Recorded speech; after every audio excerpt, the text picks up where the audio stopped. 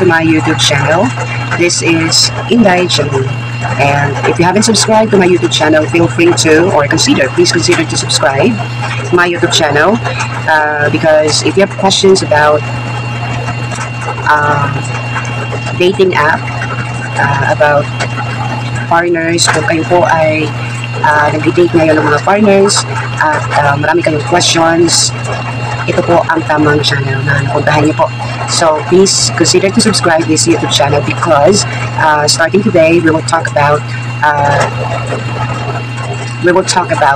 foreigner na nakapangasawa ng or nag-date ng foreigner at mga scammers na foreigner, which is this is our topic for today. Alright, kasi mayroong nagtanong sa akin the other day, paano nga ba daw malalaman kung na-scam ka ng foreigner or scammer yung kinaka-chat mo. As we all know, maraming mga instances na napapanood natin sa mga telebisyon, sa YouTube din. Marami na din mga cases na ganito. Yung may mga foreigner na ilang days pa lang kayong nag-uusap at ino-offeran ka na ng magagarang mga damit or mga luxury at pera na malalaki. Nangyari na yan guys sa akin, kaya ko po itinatopic to, ang topic nito because experience ko to guys.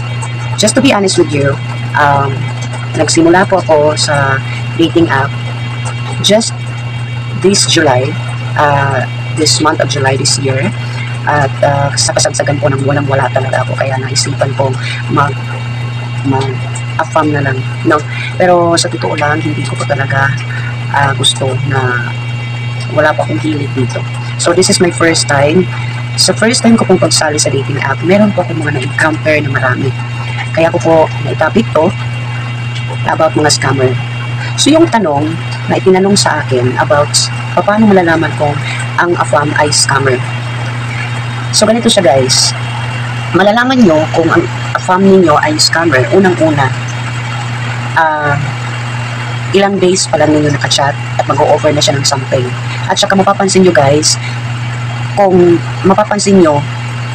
scammer ang isang kachat mo, kasi yung kanilang mga message sa iyo, let's say for example, nag-meet kayo sa isang dating app, nag-message siya sa iyo na, "Hi, I'm very interested with you and I want to talk to you and want to get to know you better.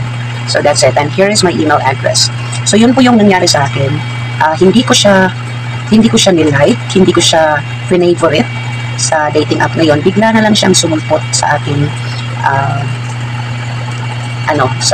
feed, sa aking message. Nag-message siya sa akin, "Hey, Jenny, you're so beautiful and I think I like mature." Sabi niya sa akin, "I like mature and I think we are matched and I wanna get to know you more and I wanna get to know you more." I forgot kung anong mga ilan niya. And here is my email address. So, ganun. So, nag-chat na kami, nag-email na ako, "Hey, this is Jenny and this is coming from Bina Love, which is the app that I used to. I am 44 and I'm currently single and I'm living alone. I'm away from my family." Sinalaysay ko talaga guys ang ko sa first and sa intro ko po doon sa email. Tapos bigla na lang akong napa-amaze or na-amaze ako dahil kahaba-haba ng reply niya, yung parang scripted talaga siya guys. Mapapansin niyo naman kung scripted ang isang sulat or email kasi nakaano siya yung parang naka-align siya, may headings, may groupings, may body of the letter, meron pa siyang yung panghuli na sincerely yours, yung parang gano'n, at saka naka-align talaga siya guys, so may format siya kumbaga, at saka haba-haba ng kanyang email. So what I did, ginawa ko din po ang lahat na ma-replyan din po siya. Meron naman po tayong konting English na tinatago, no? So he appreciated sa mga i-appreciate sa aking mga reply kasi that's on point daw, at saka gustong-gusto niya ako. So the following day, na naman siya kasi sabi niya sa akin, isa daw siyang sundalo, pakakatandaan niyo to, or Navy. Pag sinabing Navy, at saka siya, yung parang nasa duty siya, parang may mission siya, kumbaga. Isa yan sa mga pagkakaanohan ninyo guys, kasi marami na din akong nabasa na ganitong scenario din, na sasabihin sa'yo na ako po ay isang Navy, nakadeploy ako at saka may mission kami, and wala pa akong time minsan sa pag-chat. So ang inano ko doon guys, biglang umano sa aking isip na, parang narinig ko na to. So, nireplyan ko siya, sabi ko sa kanya na, okay, so here is what we can do. If you have WhatsApp, then I can talk to you there. So that way, it's convenient yung communication natin. Very convenient yung communication. Kasi it's very hard kung sa email lang.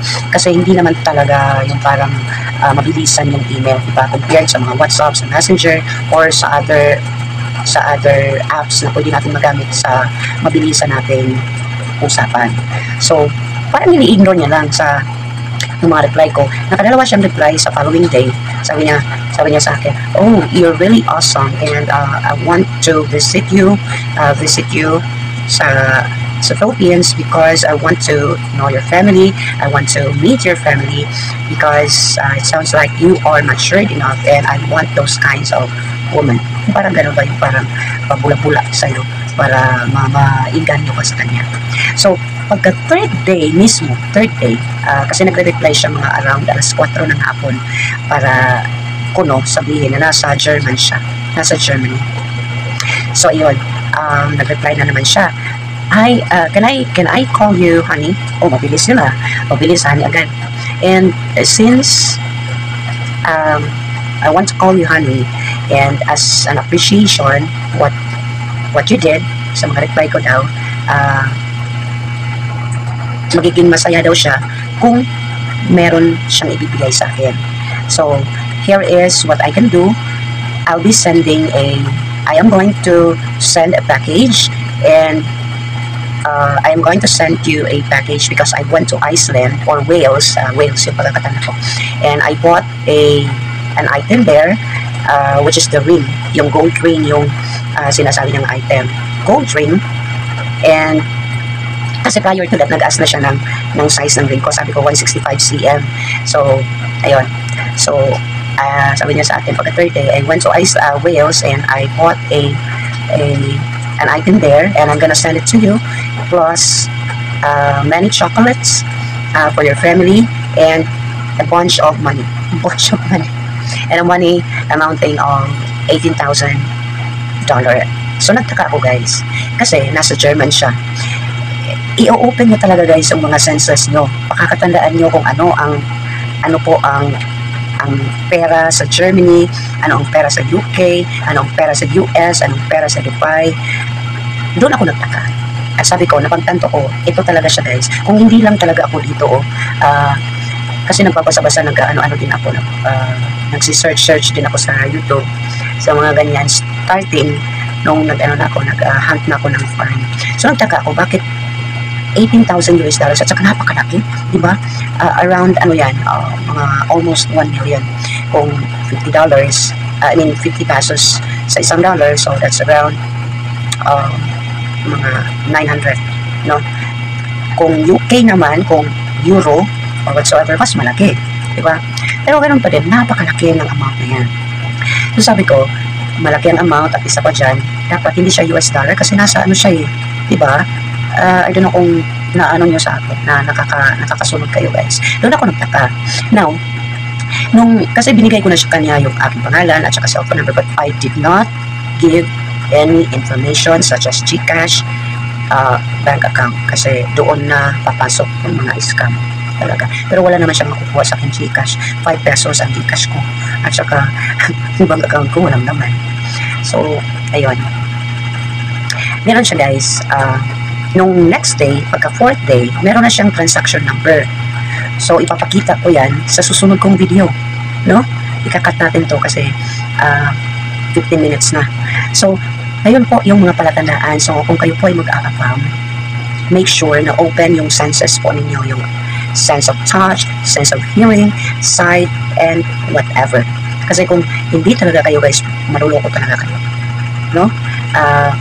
Bakit mo ako lulukuhin maluloko ako. Maluloko din, isa din ako. Hindi, dapat sa mga ganito, pag pinasok natin to guys, dapat ready tayo, no? always on the go tayo. So, sa next video ko is ipapakita ko talaga yung transaction na naipadala na niya at ano ang mangyayari sa next video. Okay? If you haven't subscribed to this YouTube channel, please consider to subscribe. This is Ordinary Melody.